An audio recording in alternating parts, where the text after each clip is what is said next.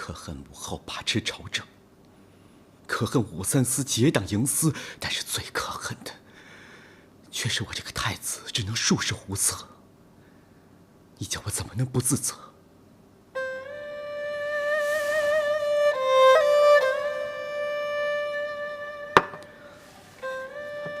如今忠臣被贬，奸佞当道，而我这个太子却只能眼睁睁地袖手旁观。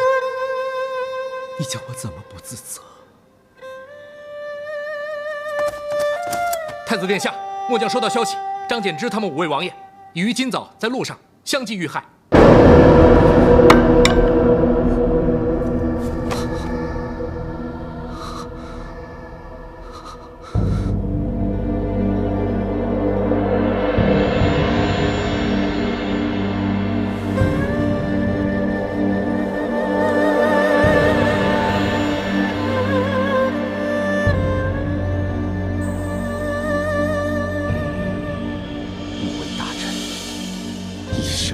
君爱国，本太子在此对天发誓，绝不会让你们白白牺牲性命。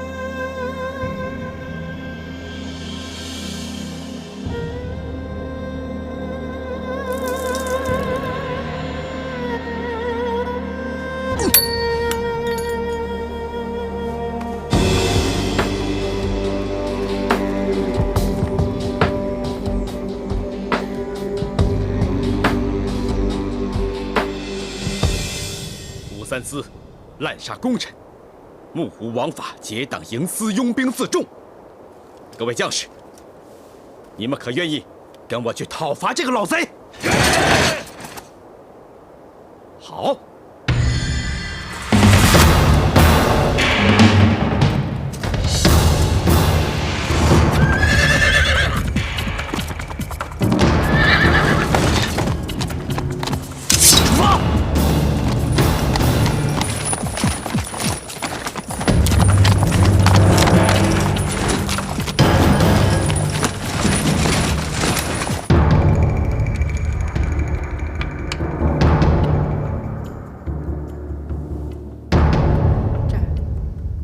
你这步棋，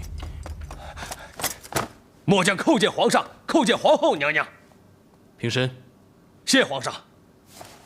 皇上，末将有要事禀报。说。末将刚刚收到消息，说太子要去杀梁王。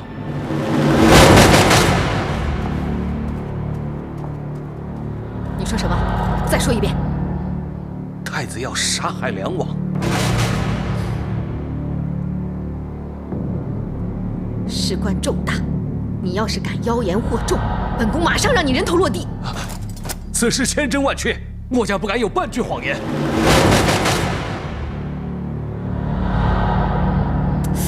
哎呀，皇上，你举着旗是不是还在琢磨棋局啊？太子要杀武三思，对我们百害而无一利。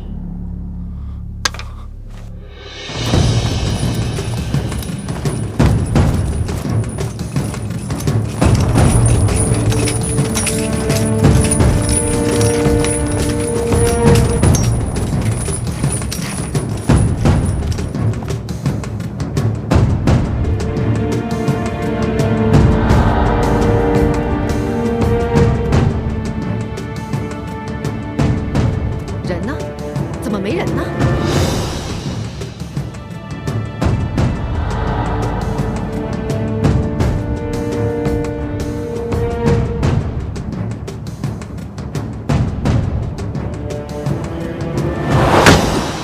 刚才的形势多险啊！如果我没有收到消息，及时的赶去阻止你，恐怕你已经凶多吉少了。我只知道我要亲手杀了武三思，难道你认为他不该杀？该杀！武三思专横跋扈，祸国殃民，人人得而诛之。可是我还是要跟你说，如今时机还未成熟，不能杀他。你别在这跟我谈什么时机，该杀者就要杀。如果贸然行事，只会让我们自招损伤，最后前功尽弃。要杀武三思，绝不能轻率，必须从长计议，以策万全。我不懂什么叫从长计议，我只知道我们在这什么也不做，这叫坐以待毙。还不如拼死搏一场，还落得个痛快。你杀了武三思又如何？皇后早已经跟他沆瀣一气。你动了皇后的人，他会轻易的放过你吗？反而会平白给皇后落下一个让她对付你的口实。皇后早已视我为眼中钉、肉中刺，即使我不杀了武三思，又有什么差别呢？有差别。只要你还活着，你就有胜利的机会。如果你现在死了，你就彻彻底底成为一个失败的人了。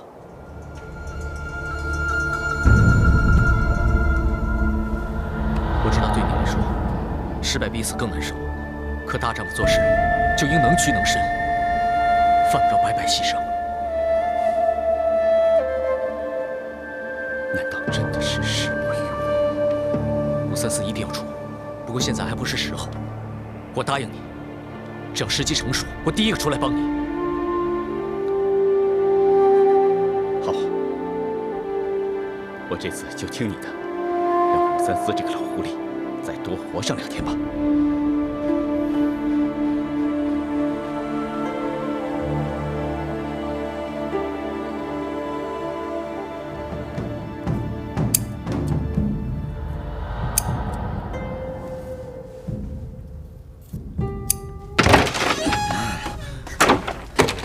殿下小心！滚开！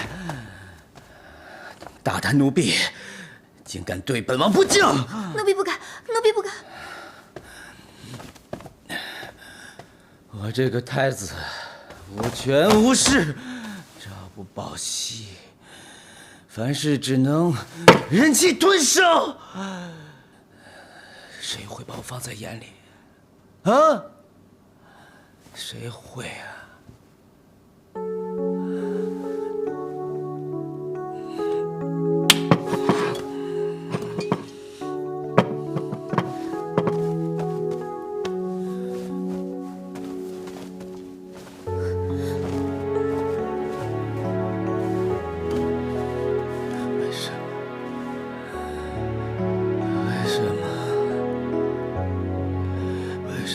生在帝王之家，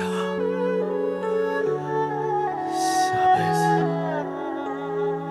我宁愿做一个老百姓。老百姓，太子也好，殿下也好，千岁爷也好，还不是一个可怜人。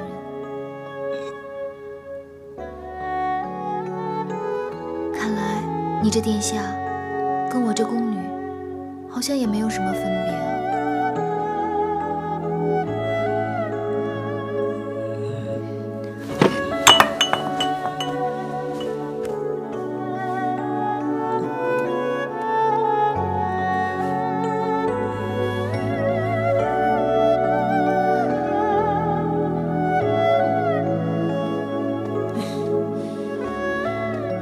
真是目中无人。作为太子，他竟然这样挑拨是非，要密杀功臣，简直是扰乱朝纲。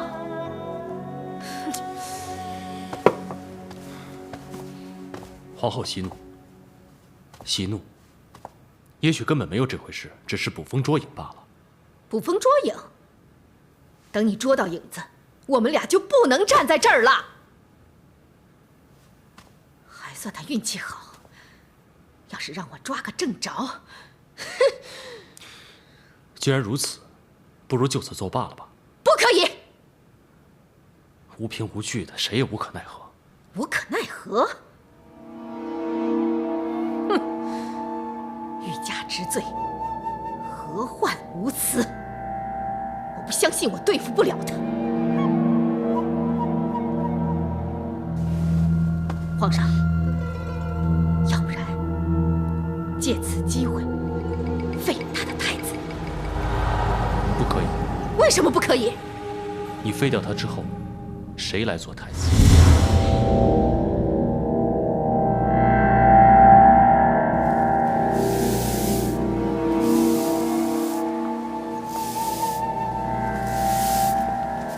小凡姐，小凡姐，丹华，你回来了。回来了，你没事吧？你放心吧，我没事。那就好，那就好。可云霞姑姑就没有那么走运了。我知道云霞姑姑现在还在天牢里受苦，那个地方真的不是常人可以带的。我真的很担心云霞姑姑。为什么你可以放回来，而云霞姑姑却还要继续在那儿遭罪？宫里向来讲究的是关系，我们上食局的活之所以比其他的地方来的轻松，就是因为平时姑姑人际广，手段够，侍奉的杨上食妥妥帖帖。可是自从你来了以后，我们就开始触霉头。如今姑姑不在，杨上食的活处处不顺心，他还时不时的拿我们来出气，这些全都是你的错。如果可以的话，我宁愿用自己去交换云霞姑姑。你少在这说风凉话！你明知就算拿你自己去交换，云霞姑姑也不会被放出来的。我真的想帮云霞姑姑，你硬要这样说，我也没有办法。你是明知理亏，无话可说了吧？喂，你说这话什么意思啊？哎，你什么意思呀？把话给我就是这意思。你什么意思啊？怎么了？别一个个的都以为我们好欺负。不说了，不说了，走吧，走吧，走吧。真够坏的。算了，不要理他。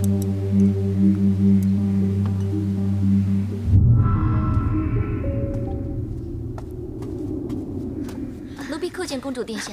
免礼免礼，快坐。谢公主殿下。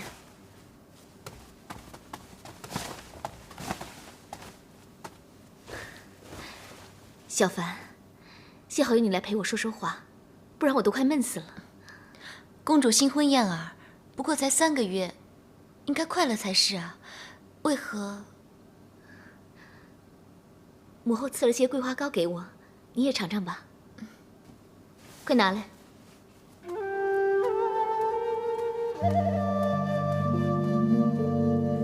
有没有樊良的消息？还没有。怎么还没有？难道他出了什么事？本宫总有种不祥预感，会不会？公主别担心，只要一有樊良的消息，奴婢会马上转告公主的。你是最诚实的人，本宫相信你不会骗我。如果没有你的帮忙，本宫真的不知道该如何度过眼前一个又一个的难关。那本宫就等你给我带来好消息。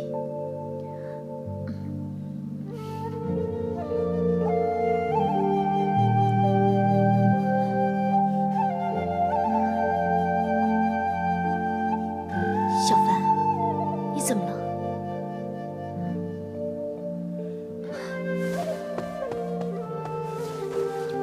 奴婢今日来，其实是有一事相求。什么事啊？求公主殿下带奴婢向皇上还有皇后娘娘求情，求他们网开一面，放云霞姑姑一条生路。你知道，我向来不过问宫中事务的。云霞姑姑跟奴婢一样，无故含冤下狱，奴婢侥幸获释，但是姑姑却仍然身陷囹圄。奴婢年少体健，尚且难以忍受天牢之苦，何况年事已高的姑姑，她又如何熬得住？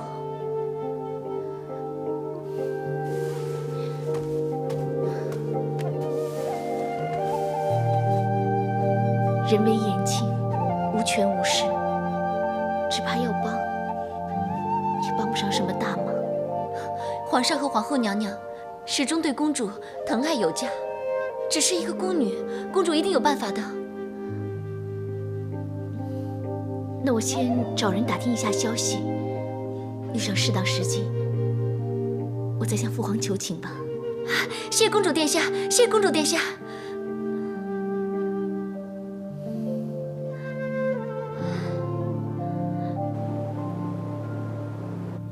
来啊，来。这位大哥啊，我想进去看一下云霞姑姑。云霞生病了，已去安寿堂了。不是得了重病才会去安寿堂的吗？是啊，你也知道，这宫中的宫女生病了是不能让御医给看的，只能移去安寿堂，任其自生自灭。来来来，来走。我。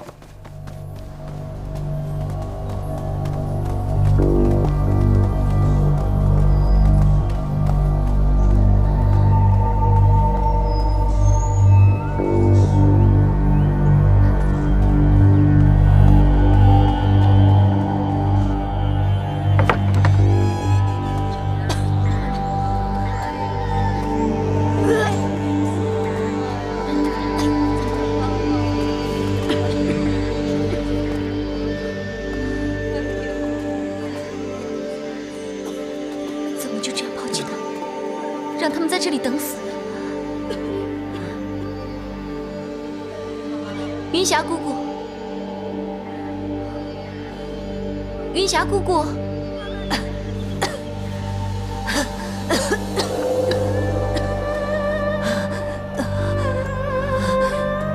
云霞姑姑，姑姑，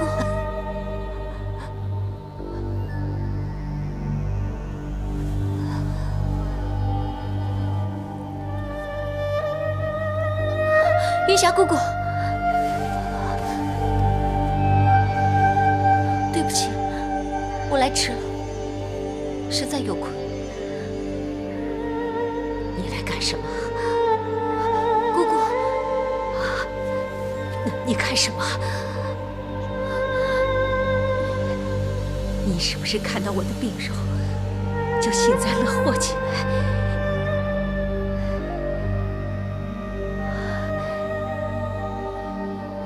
你要笑，你就笑吧。我知道，我来了以后就没有机会回去。 你耻笑，我只是很担心你。你病得那么重，他们怎么可以不闻不问呢？好人待在这里也都会熬出病来，更何况你们待在这儿，个个保养在身。我们宫女生了病，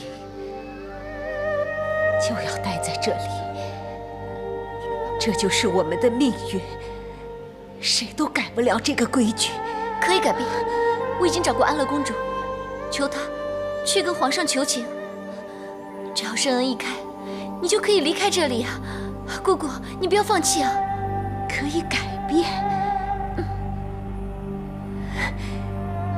刚才有个宫女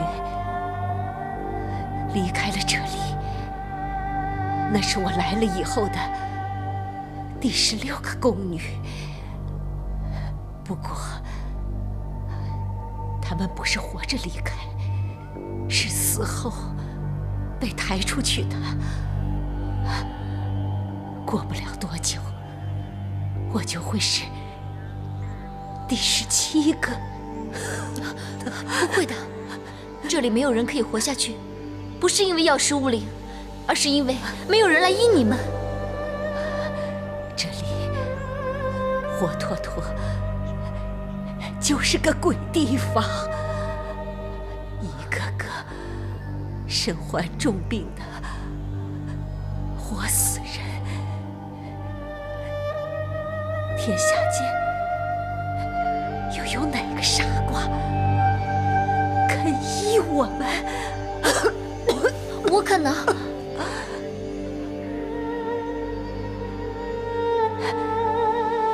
你肯？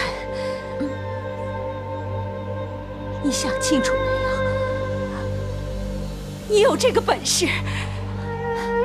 我要医好云霞姑姑，我一定会医好你的。你等我。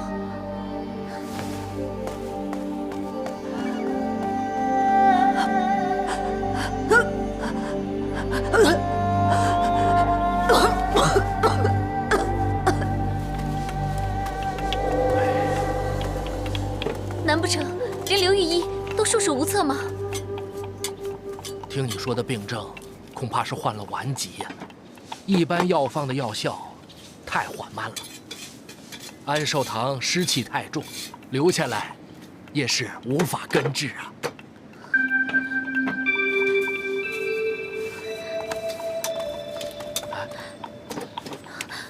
刘御医，求你救救云霞姑姑吧！哎，看在你我的情分上，我给你想想法子。啊，来，你给我包上半夏，你包一个夜交藤，你包一个来附子，好啊，快点。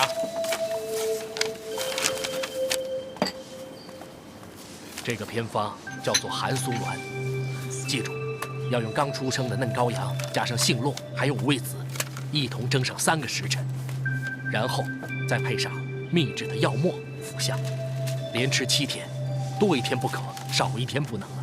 好，我知道了。每天找一头嫩羔羊，应该不是什么难题。这是宫里的规矩，宫女病了，我们御医是不能给他们医治的，所以万万不能让人知道是我给你开的方子，否则我就要饱受重责。刘御医，请放心，莫凡一定恪守承诺，绝对不会说出去的。哦，还有一个问题，治标不治本。安寿堂龌龊不堪，藏污纳垢，只要一日不变，自然百病漫生，吃多少药也无补于事啊。莫凡知道该怎么做。好。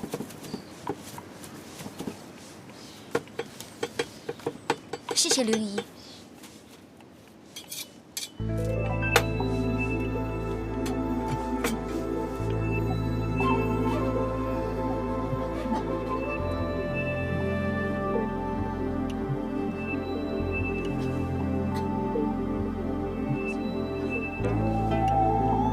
姑姑，你已经连续吃了3天寒素卵，只要再吃上4天，病就可以痊愈了。来，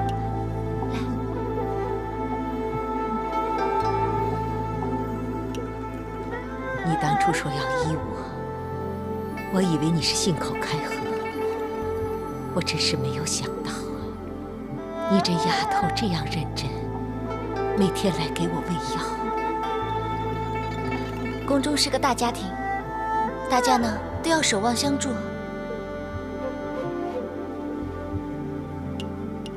大家庭，我看是个大牢笼。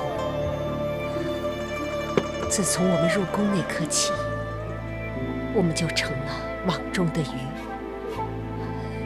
笼中的鸟。姑姑，千万不要说丧气的话。我没有说错，我们被带到远离家乡、百里千里的地方，从此再也见不到自己的亲人，和家人音信稀疏，甚至断绝，生死各一方。今生今世，再也享受不到人间的温暖。宫中有人，有人就有温暖啊！和宫中千百粉黛相比，我们宫女就像是一滴水、一片花瓣、一株树，有谁会把我们认真看待呢？只要自强不息，别人要怎样看我们，又有什么大不了的呢？唉，好事难逢，祸事却找上门。自小进宫，匆匆几10个寒暑，日复一日的艰辛劳苦，到最后得到什么？却遇上无妄之灾，无端地卷入宫廷争斗之中。要不是有你来医我早已就死了，埋在宫人血了。这正好印证了天无绝人之路嘛。你看看他们每个都将要不久于人世，他们眼前只有一条路，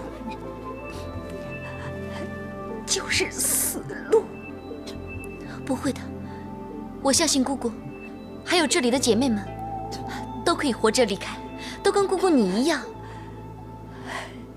今次你能医好我，可能全凭好运气，其他人就未必这么走运了。姑姑，别担心，我给他们都带来了药。不过这还不够，我要将这里来个翻天覆地。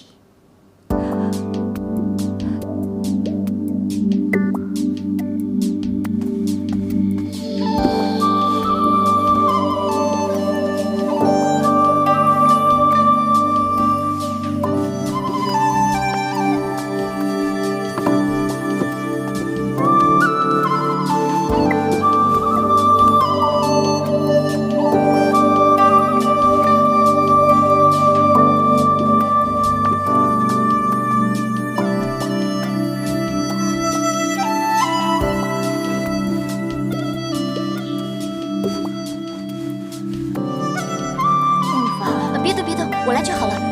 你好好休息。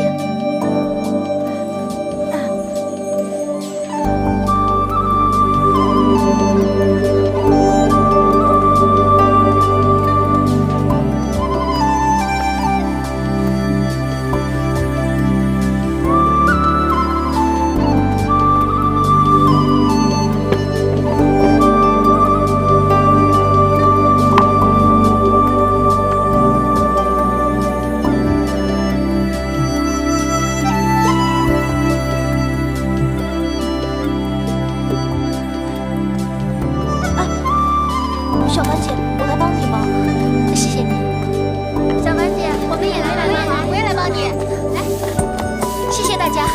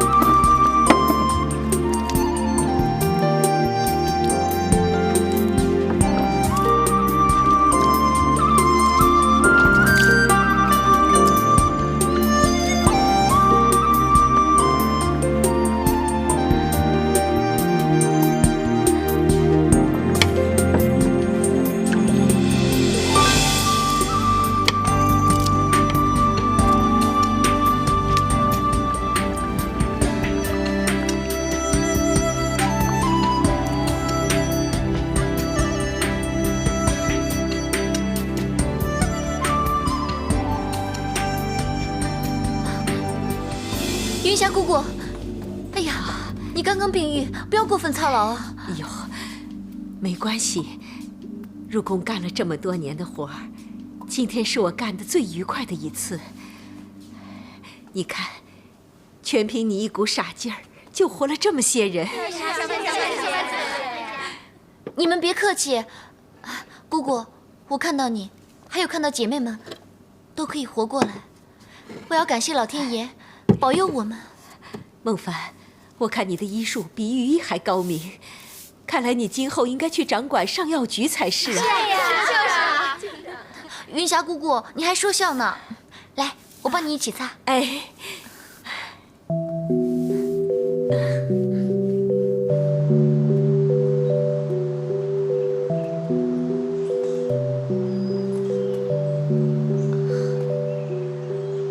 我的病已经好了，不要总拿我当老婆婆对待。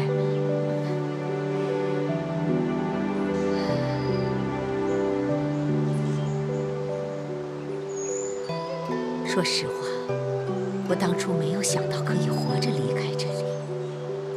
姑姑，即使环境再怎么恶劣，都不要轻易放弃啊！哎呦，好了好了，不要像个老婆婆一样唠唠叨叨，否则我没有病死，也要被你唠叨死。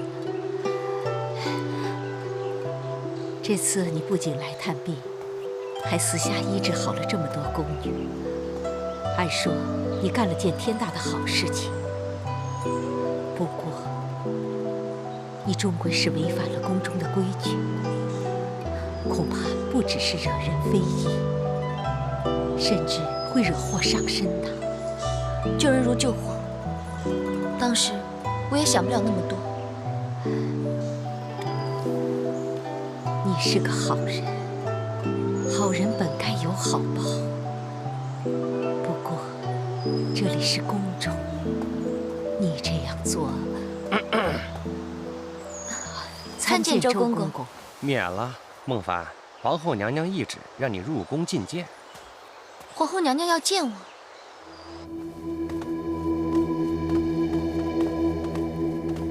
奴才叩见皇后娘娘。奴婢叩见皇后娘娘。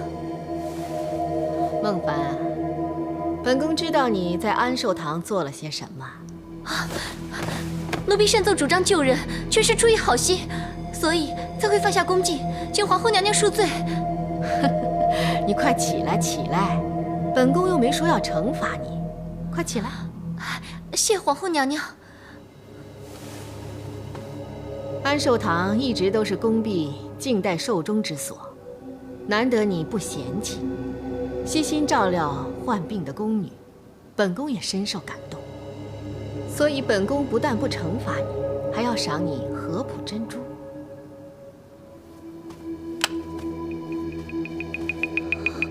奴婢不敢领受如此重赏。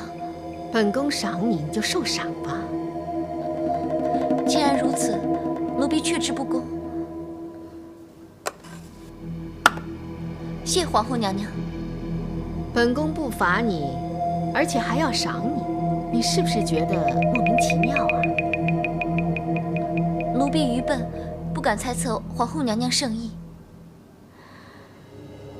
孟凡，你跟公主待过一段时间，你知道她最喜欢什么玩意儿？奴婢不知道。她最喜欢的是这合浦珍珠。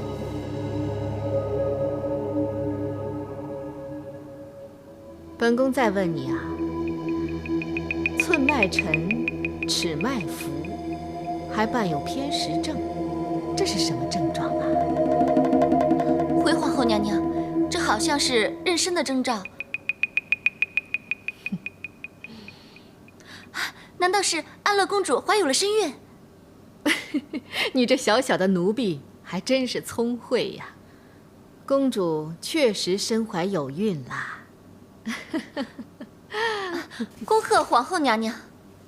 你跟公主感情颇深，现在她身怀有孕，一个人终日在宫中闷闷不乐，你过去探望探望她，帮她解解闷儿啊！奴婢遵命。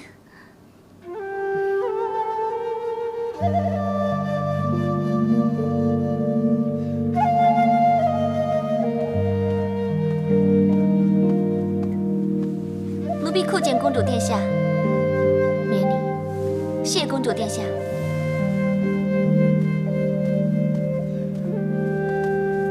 公主殿下，上食局准备好安胎补汤，补汤已经用银针试毒，小太监亦事实无毒，可以放心进服。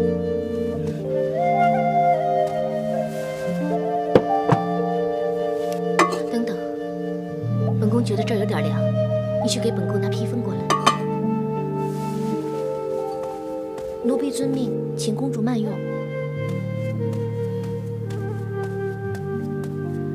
公主殿下如今有孕在身，要小心身子。公主殿下，公主殿下，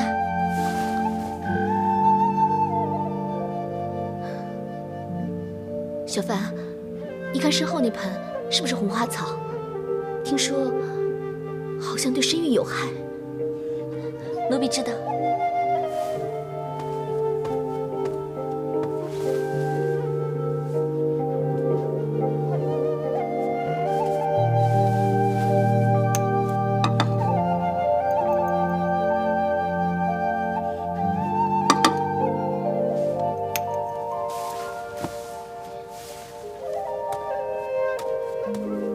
公主殿下，据奴婢所知，这一盆不是红花草，是金兰彩花，对胎儿无害，对身体也无害，请公主殿下大可放心。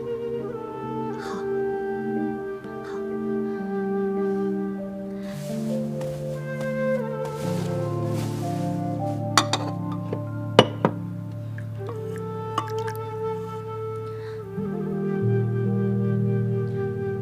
怎么有一股辛辣苦涩的味道？好像是斑毛。服用后不但伤身，而且它有毒，更加会滑胎。公主，你要滑胎？对，我就是要滑胎。不要啊，公主，胎儿是无辜的。本宫腹中的这块肉，它是武重训的。我恨透这个孽种，我更不许他留在人间。公主，公主，不要自贪生天啊！公主，你不要阻止我，我宁愿马上去死，我也不要留下这个孽种。公主，公主不要啊！你不想跟樊良再次相见了吗？如果公主死了，一切皆为泡影。如果樊良知道了会怎么办？如果没有公主殿下，他会苟且偷生吗？可是他走后，一直杳无音讯。他说不定遭遇什么不测。奴婢刚巧得知，樊良他还没有死。真的？他在哪儿？他是因为害怕周围有皇后娘娘的耳目，所以就好好藏着，直到确定没有皇后娘娘的人，他才暗中托信给奴婢，托奴婢给公主殿下报个平安。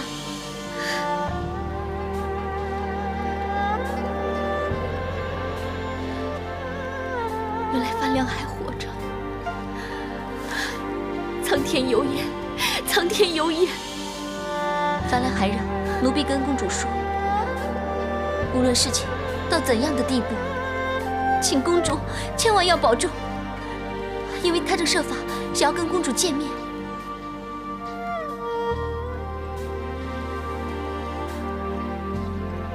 樊良，我等你。回来。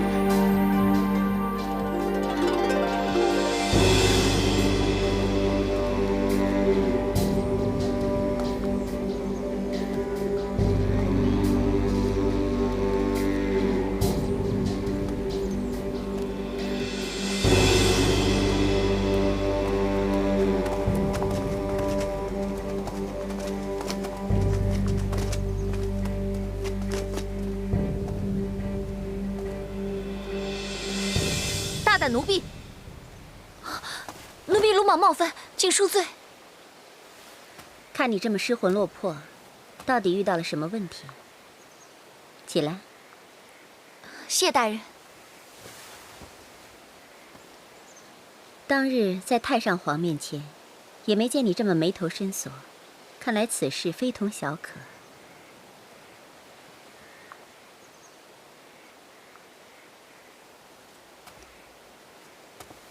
当日太上皇薨逝之前，吩咐过我要好好照顾你。你要我今天抗旨吗？谢大人厚爱。知不知道，在宫中做事要快，解决问题要快，不要啰啰嗦嗦的。快说。奴婢有个同村姐妹，家人替她安排了门亲事。本来是一件喜事，可她早有了意中人，所以他们决定一起私奔。可天不作美，逃亡期间，男的不幸身亡，而女的却不知男的已死，被家人带回家中，逼迫与他人成婚。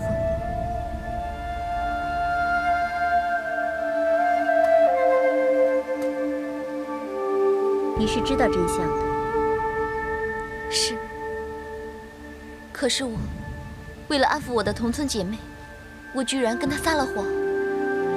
我骗她说，那个男的还尚在人间。那还有什么问题呢？为什么会没有问题？他那么相信我，可我却在欺骗他。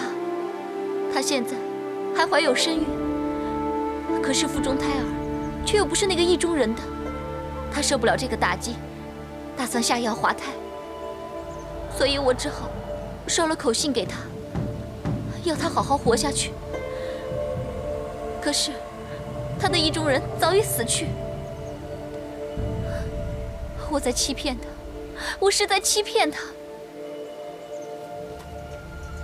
那你的同村姐妹听了你的谎话，有没有生存下来的？有。那她那肚中的胎儿有没有保存下来？有。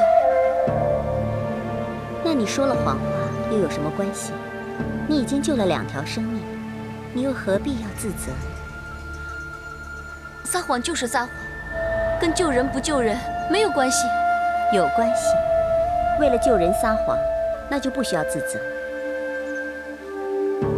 是你自己想太多了。你要记住，救人一命胜造7级浮屠。在宫里面每天发生着那么多伤天害理、不仁不义的事，你现在虽然是撒了谎，可是你撒的谎却救了人的性命。说谎话能救人命，这有何不好？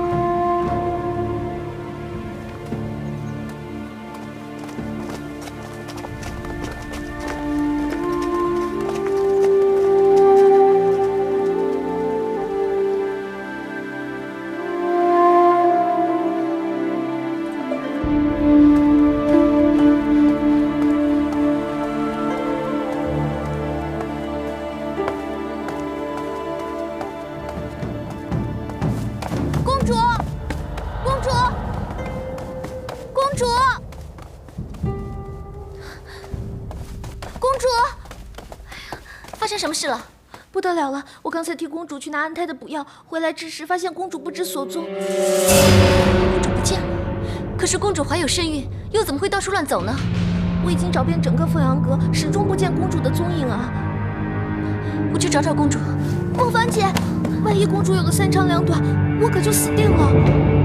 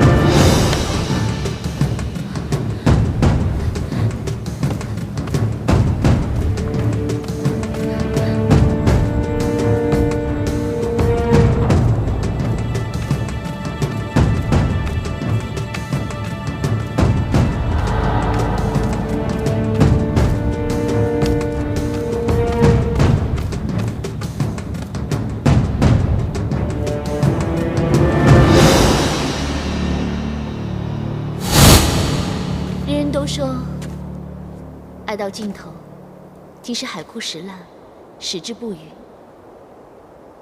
这个不渝之所以能够到永远，那是因为他们将生命也赌上了。没了命，那这份爱就不会再变。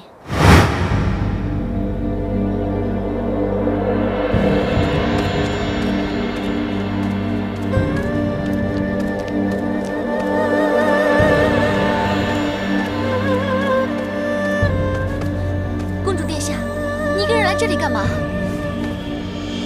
小凡，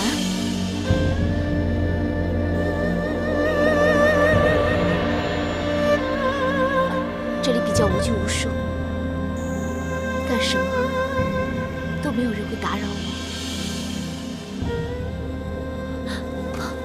公主，你不会又干傻事吧？其实我早已经猜到了，樊良终究逃不过一死的下场。我应该陪他一起去阴曹地府。不可以啊，公主！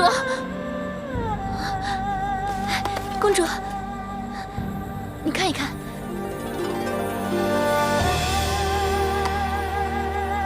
这是樊良暗中给我的，让我一定转交给公主，请你打开看一看。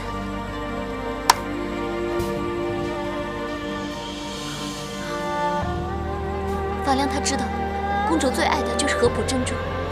所以让奴婢无论如何也要交到公主手里。你不会骗我吧？奴婢身无长物，又何来如此贵重之物？而且奴婢又从何得知公主最爱的是合浦珍珠？范良还记得我最喜欢的是什么？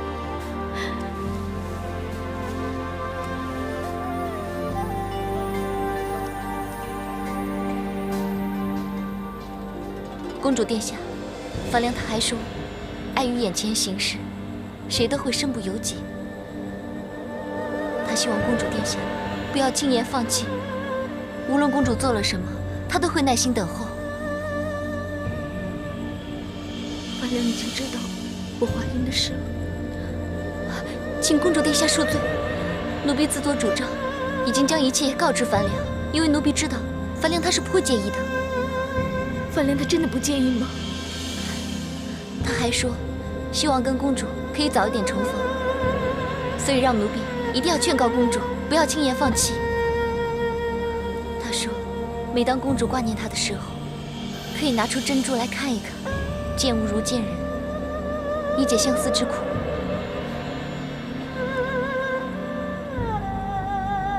见物如见人，以解相思。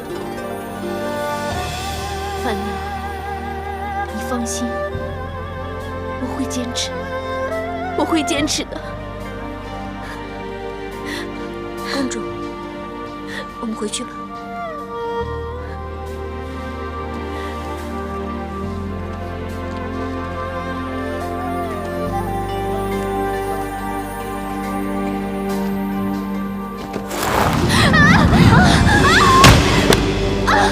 公主殿下！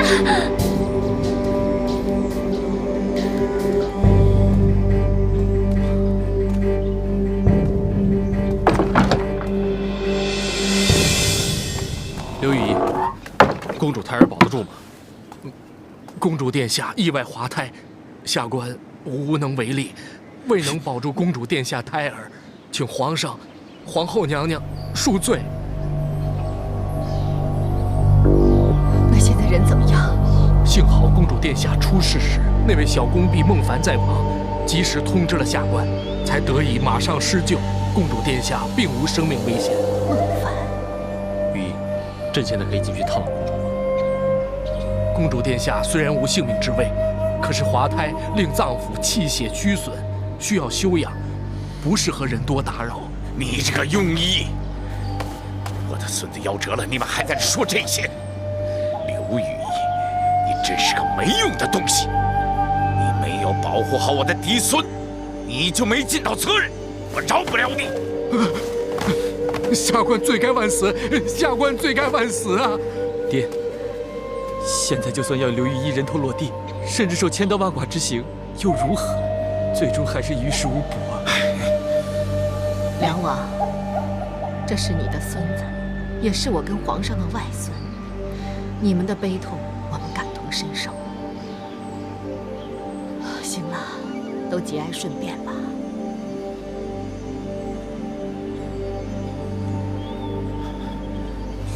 你这个庸医！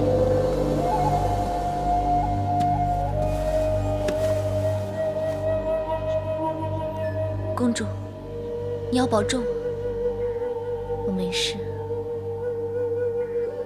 这孩子，我根本也没有想要留住他的意思，只是樊良不介意，所以我也不会在乎他的生死。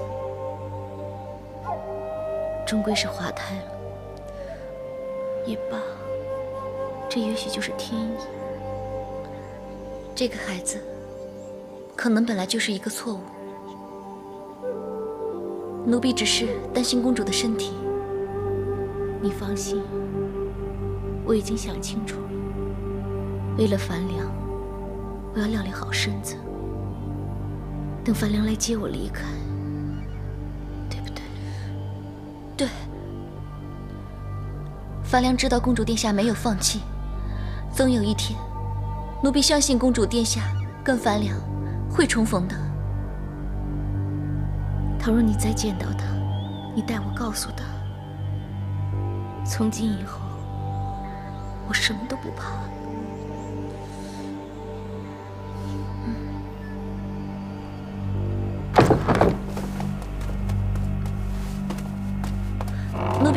后娘娘。哎呀，哎，躺下，躺下，躺下。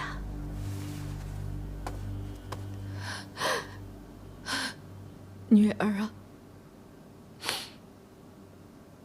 娘现在想起，当年我跟你父皇在流亡的路上把你生下来的时候，因为找不到裹你的破毯子，就用娘身上披的旧风衣紧紧地包裹住你。可不管怎么样，我也顺利地把你生下来了。可你现在倒好，连个胎儿都保不住。母后，生死有命，岂能强求呢？都是娘不好，没有好好的把你照顾好。那个照顾你的宫女可真该死啊！母后，是果儿感到苦闷，想出去走一走，不关其他宫女的事。你别替她说话了，我已经把那个宫女给处死了。哎呀，幸好孟凡来得及时，保住了你一条小命啊！不幸中的大幸啊，孩子。奴婢不敢鞠躬。本宫从来都是赏罚分明，有错必罚，有功必赏。请恕奴婢直言，公主殿下刚刚经历滑胎，实在不宜谈论奖赏之事。你这小小的奴婢，说话倒是挺得体。既然如此，那你以后就留在凤阳阁照顾公主吧。果儿，你觉得如何呀？果儿并无异议，一切听从母后旨意。孟凡，你给我好好听着。从今以后，你留在凤阳阁，全心全意地照顾侍奉公主，就不必再回上食局了。奴婢遵命。想吃点什么，娘让他们给你做啊。梁王，朕今天选你过来，是想开解你一下。臣谢过皇上、皇后娘娘。痛失爱儿，不知道驸马心情是否已经平复？人非草木，今日想起仍是难以平复。毕竟是我武氏家的骨血呀。本宫当然明白，梁王，我们已经是一家人了。遇到这样痛心疾首的事，我希望我们都应该不计前嫌，守望相助。朕亦是遭逢这件惨事才发觉，原来同梁王、驸马是如此亲近，我们之间竟有如此相近的切肤之痛。皇上、娘娘，此言极是啊。此次虽是我子孙夭折，但是我们始终是一家人呐，的确应该守望相助。皇上，梁王忠烈，臣妾提议，应该奖赏梁王。梁王听风。遵旨。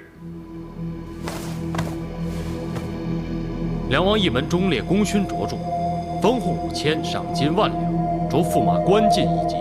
平身。谢主隆恩，谢主隆恩。梁王，本宫希望我们今后可以前贤尽弃，一同匡扶大唐江山，为社稷、为万民着想。臣遵旨。皇上、皇后娘娘，臣这就回去把喜讯告诉全儿。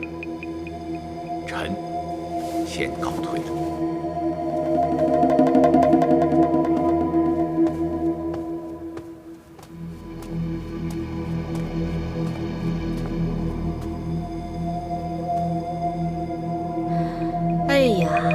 婉儿真是料事如神呐！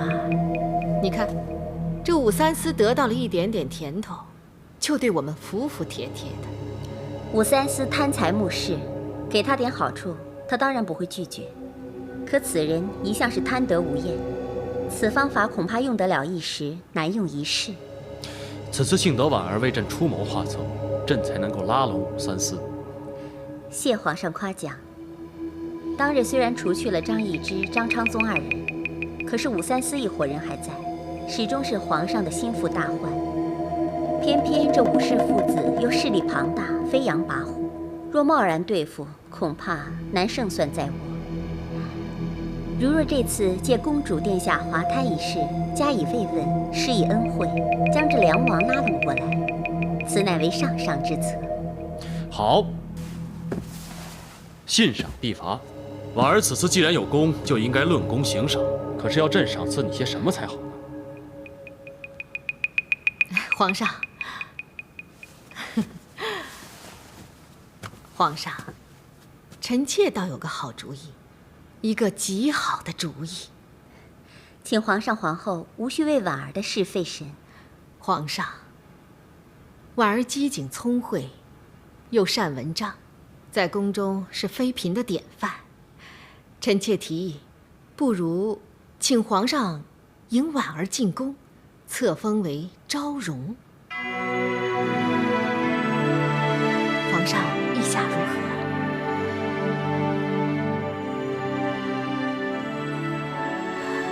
哎呀，在宫中当妃嫔，总比当女官体面得多，显赫得多。我想，婉儿你一定不会拒绝吧？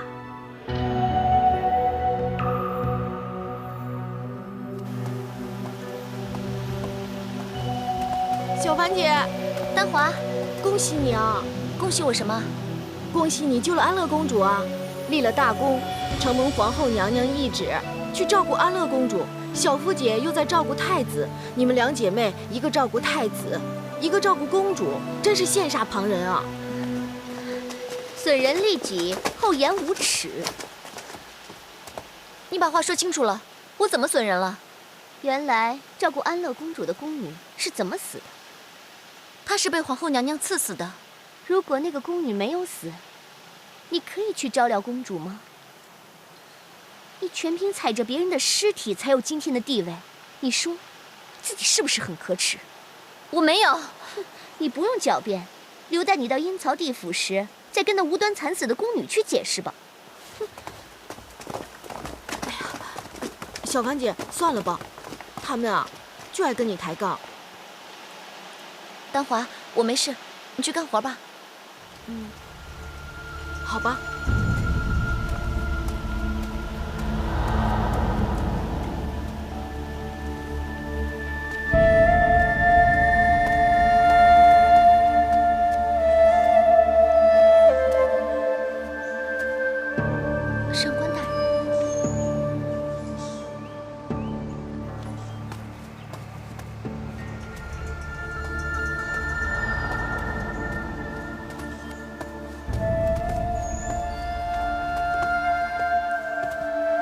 上官大人，上官大人，上官大人，看你心事重重，是不是有什么烦恼的事啊？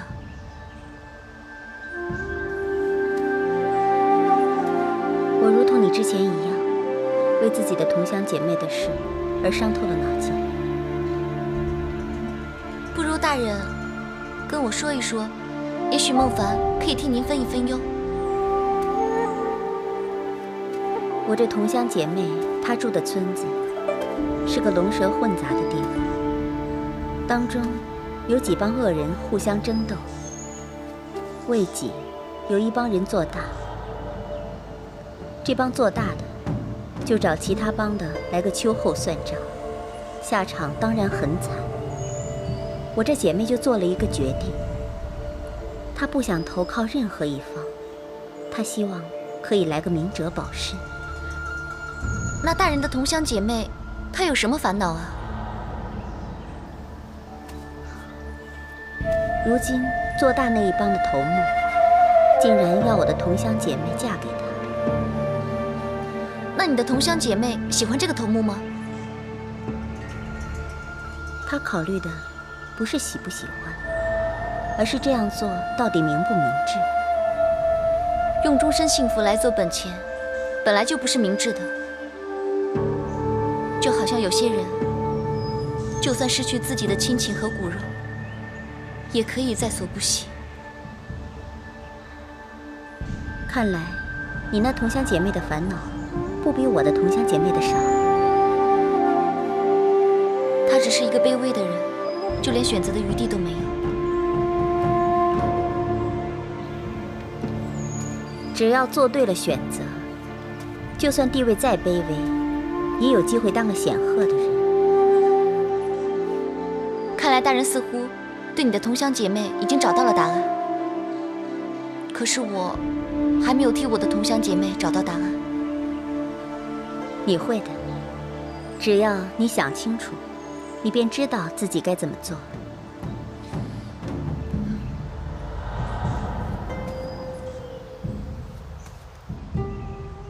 太上皇曾经说过，生杀予夺乃天子之权，翻手可杀万民，覆手可救苍生，这便是大权。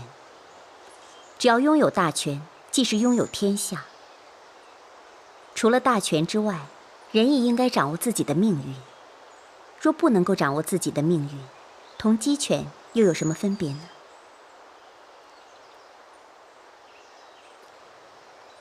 三冬季月景龙年，万城关风出灞川。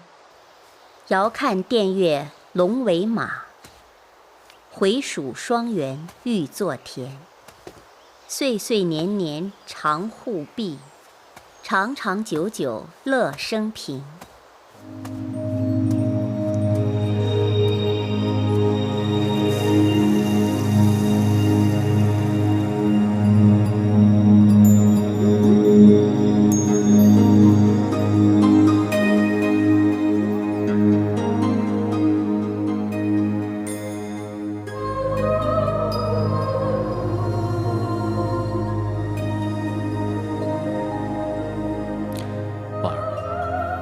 你想清楚。一朝选入君王侧，臣妾就是昭容，皇上的姬妾，这已是不变的事实。好，那我们来和何锦交杯酒吧。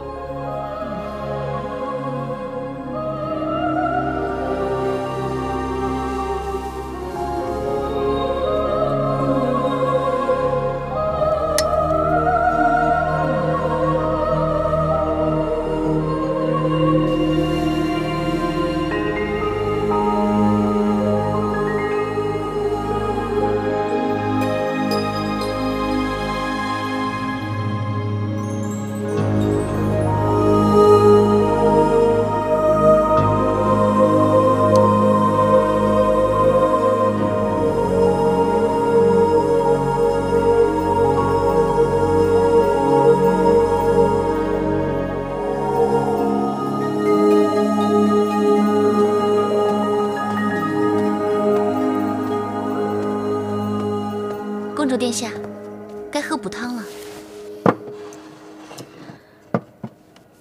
我要料理好身子，有朝一日，樊兰带我离开时，也好跑得快一点。我对天发誓，这次要跑，没有任何人可以阻挠我和樊良的。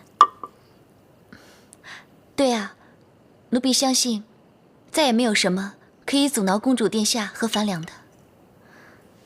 小樊，能够认识你，实在是我这一生的荣幸。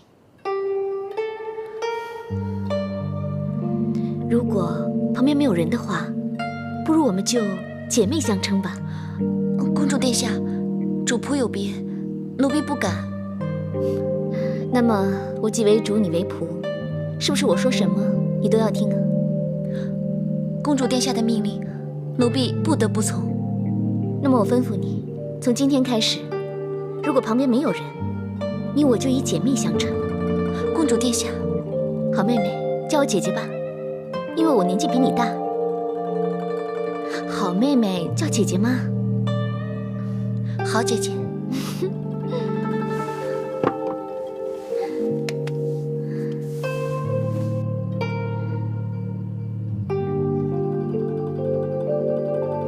听说那个上官婉儿被父皇封为昭容，恐怕后宫之内又有很多事情要发生了。姐姐何出此言？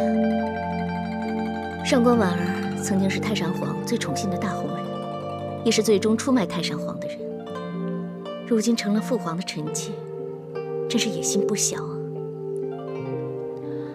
有些人认为，只要选择正确，就算地位最卑微的人，也有可能成为最显赫的人。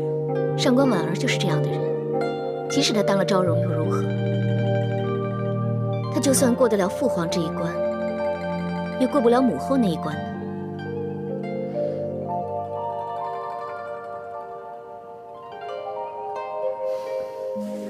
姐姐，来，趁热喝了吧。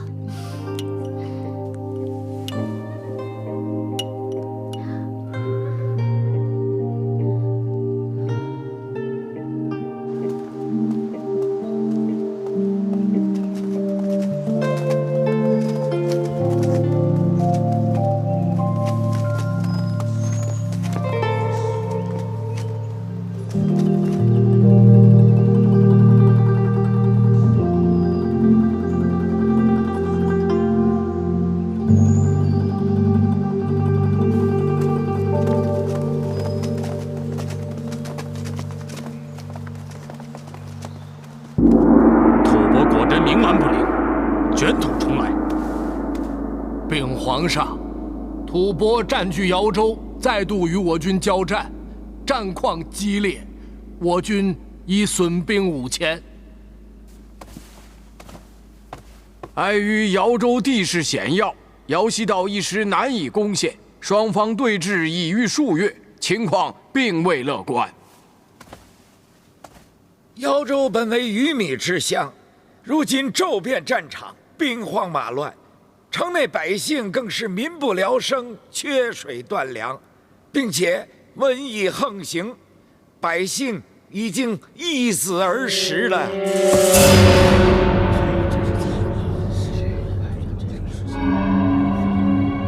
想不到我李唐江山传到朕的手里，竟然出现如此惨况，朕真是愧对天下百姓。启禀父皇，父皇无需自责。之前瑶西道大败吐蕃，我军士气如虹，但父皇未许乘胜追击，错失良机，以至于给了吐蕃东山再起的机会。而这一切，全是妇人之仁惹的祸。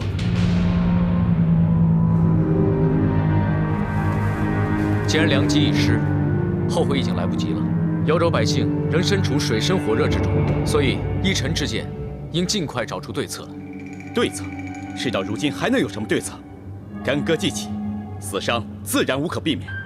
早知如此，又何必当初呢？太子，你这口中的当初是什么意思啊？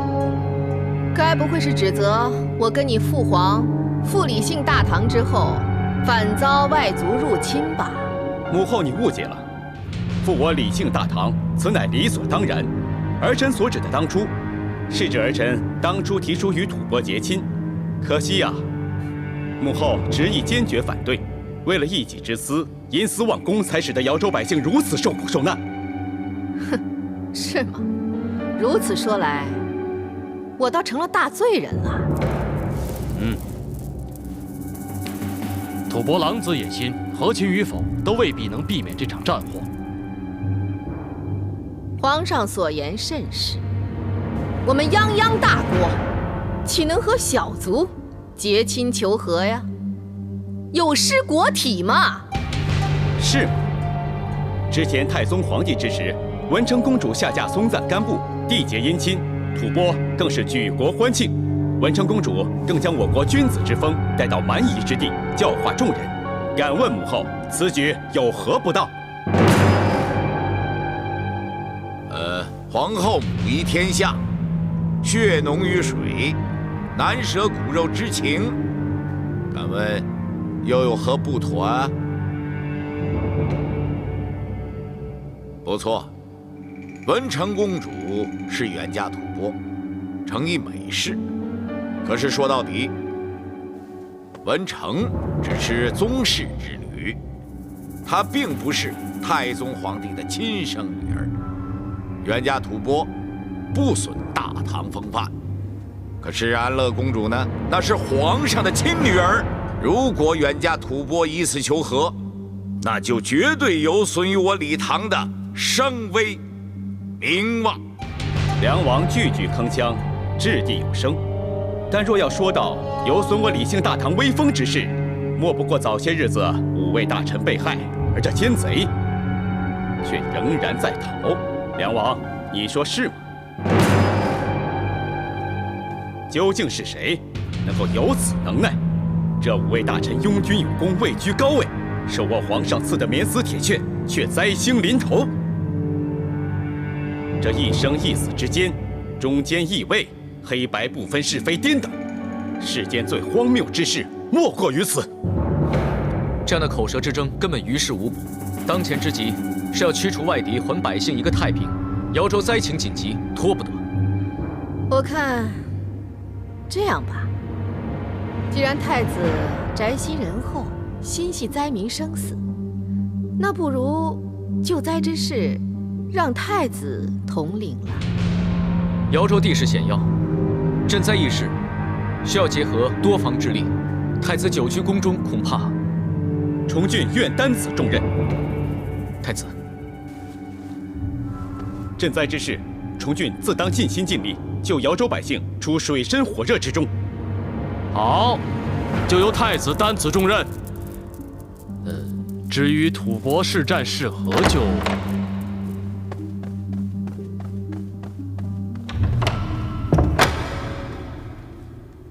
启禀皇上，镇国太平公主、金城公主求见。传。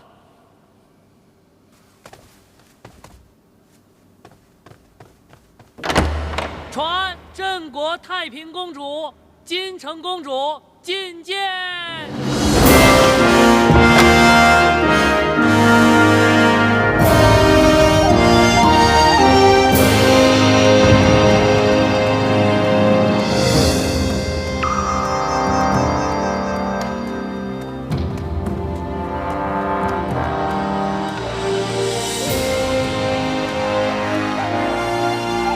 臣妹参见皇上，王后呢？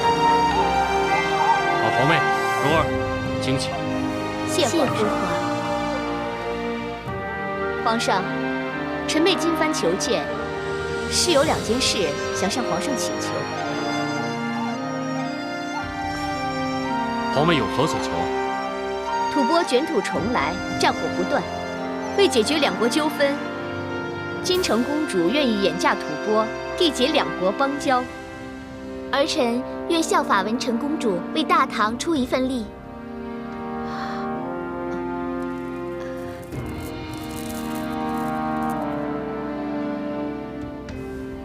皇上，微臣以为，金城公主乃6皇伯之女，也是皇上的养女，不失体面，又能节义示好，这样做未尝不可。好，好极了！等皇妹如此良策，战事得止。太平公主聪明睿智，实在是国之栋梁啊！这公主辅弼皇上，实乃大唐臣民之福啊！朝廷大事，自有皇上和太子主持，本公主岂能参政？各位过誉了。皇上，臣妹还有一事相求。皇妹请说。恳请皇上恩准臣妹到太平观清修，远离俗务国事，好好为母皇守孝3年。公主孝感动天，不过3年不理国事，岂是社稷之福啊？3年实在太长了。请公主三思。本公主心意已决，还请皇上成全。皇妹啊，天之上尽知你对太上皇的孝义之心，可眼下正是用人之时啊。皇上有诸位大臣和王爷相辅左右，还有皇后从旁协政，少了一个太平，或许这天下会更加太平呢。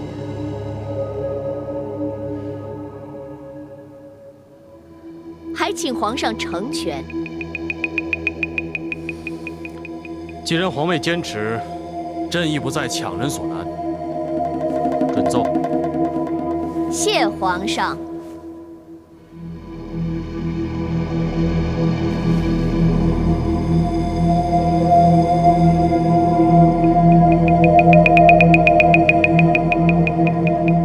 弃舍生死，穆勒涅槃，得无禅心，得胜三昧，不乏信财。人有实力者，火刀毒水皆不能害。非人所护，身向庄严，昼夜长安，身不离喜乐。奴才叩见公主，昭容娘娘求见。传。是。今晋有实力者，他不能折服。佛所设，非人所护。闻法不忘，未闻能闻。婉儿叩见公主。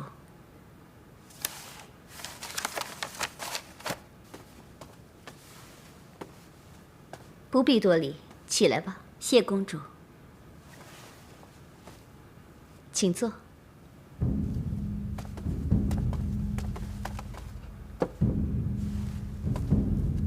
打扰公主侍孝之心，请公主恕罪。娘娘前来探访，一定有其原委。婉儿此行是受皇上、皇后之命，请公主顾虑万民，打消隐退之念头，为辅弼皇上尽一份力。皇兄雄才伟略，又得皇后扶持，群臣相辅，我何德何能在皇兄心中占一席位？公主心如明镜，如今国纲大定，朝臣对新君心存意见，隐忧未除。娘娘熟读经书，应该记得《妙法莲华经》中有云：“三界无安，犹如火宅。”人为颠嗔痴恨，名利荣辱而陷于苦海不自知，如处身火宅，引火伤身而不能自拔。我虽未及皇后聪慧，但仍有自知之明。公主莫非决心逃离火宅？本公主凡人一个，又岂能如佛祖有超脱之心？只是将痴念转为喜舍，不做强求纠缠，自寻烦恼。此番道理，我尚且明白。那婉儿此行注定是有负皇上所托了。就今时今刻而言，恐怕要让娘娘失望了。那依公主所言，何时何刻方能达成婉儿的心愿呢？深宫之中变幻莫测，今日是明日非，所谓的决心又岂有不变的道理？记得当年太宗皇帝驾崩之后，母皇也曾到感业寺出家为尼，只是天宫认定母皇乃治国之君，可以扭转乾坤，卷土重来。太平自小得母皇以身言教，悉心栽培，如今借尽孝游，一言一行指望不负母皇的期望。公主果然有先皇风范，母女心思如出一辙。母皇生前最疼娘娘了，虽无血缘，但关系尤胜母女，在太平心中亦早以姊妹相待。婉儿感谢公主厚爱，可是婉儿人微言轻，不敢僭越。诚如今夜，婉儿只不过是担当一个说客。这只是当权者不懂用人，大将之才当小君。娘娘的才干，在后宫之中，只有太平和母皇最为清楚。公主言重了。如今时事，本公主一心求退，守孝之事主意已定，请娘娘回去复命，也好让皇上皇后心中有底。婉儿定当将公主心意转告皇上皇后。有劳娘娘。那婉儿告退。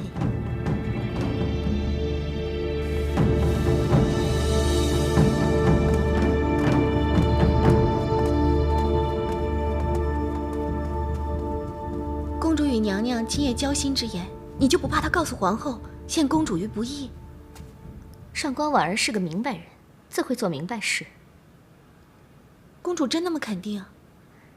上官大人摇身一变成为昭容娘娘，纵然万般不愿，仍然顺着皇后的懿旨，弃女官成嫔妃。本宫就知道，我俩皆是知进退、懂得审时度势、拥有相同本事的人。这个太平公主果真决心守孝，未存一心。婉儿前往太平观探问过，公主言行一致，每夜诵经2个时辰，清心寡欲，未有异样。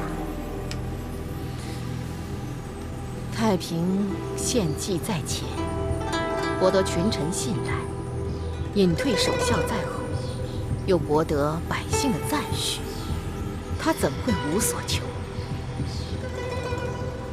昔日太上皇对公主存有诸多猜疑，以为其心思计谋不下于自己。姐姐有此顾虑，亦不无理由。太平公主深谋远虑，滴水不漏。她以为她做的事情能瞒得过天下人，可还是骗不过本宫。